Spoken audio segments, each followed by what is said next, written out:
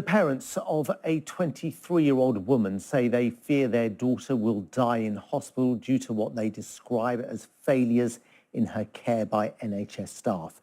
Pierre and Caroline's daughter say Carla has a severe form of ME, commonly known as chronic fatigue syndrome, and is in extreme pain. Her weight is down to around 5.5 stone.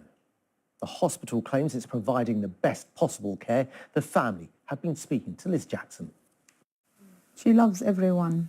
She's creative, she likes music, she likes children. This is Carla Naoum, a 23-year-old woman who was diagnosed 8 years ago with a severe form of ME/CFS, a long-term condition with a range of symptoms like chronic fatigue, pain and cognitive issues. And this is her now. She's bedbound and struggles to see, speak, move and eat without pain and fatigue, needing strong painkillers and round-the-clock care.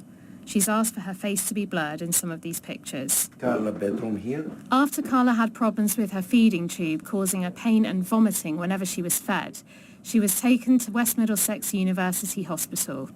However, her father Pierre says it then transferred oversight of her care to a hospital psychiatrist, and he claims several serious mistakes were made, including doubling Carla's opioid medication before stopping it altogether, causing her to lose consciousness. Then after a couple of days, when we talked with them, they returned it back, but what they did, they reduced 75% from it. If you should reduce any of those, you should reduce it in very, very, very slow motion, gradually, a long time, not straight away. Carla's ME/CFS also causes a painful sensitivity to light and sound. Her parents covered the windows in her room to help her, but they say the psychiatrist took them down and told them they needed to ignore her screaming because she needed to calm down. They said no painkiller will help her, and this is not life. She should see the light. She should see the light. She should be exposed to the light, and gradually she will get used to it. Carla's parents say it took 2 weeks before the hospital acknowledged the light and sound measures didn't work with her and the covers were reinstalled.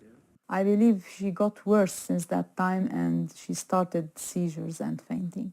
Experts who helped create the NICE guidelines, which recommend NHS care standards, say patients like Carla often worsen when their illness is treated as psychiatric instead of physical.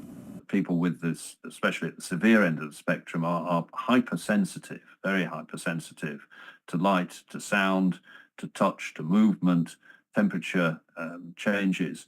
And all these things must be taken into consideration if someone goes into hospital. Caroline and Pierre say in the 4 months Carla's been in hospital, her weight has dropped to just 5 stone 9 pounds, and they worry every day about what might happen to her. Many times finished. We say, tomorrow or tonight, my daughter, she will die. A spokesperson for the hospital said, while we cannot disclose any patient information or individual care plan, we continue to work alongside Carla and her family to provide the best possible care and support. In the meantime, Carla's family feel they have nowhere left to turn and time is running out for her to get well and come home. Liz Jackson, BBC London. And our thanks to Carla's parents for speaking to us.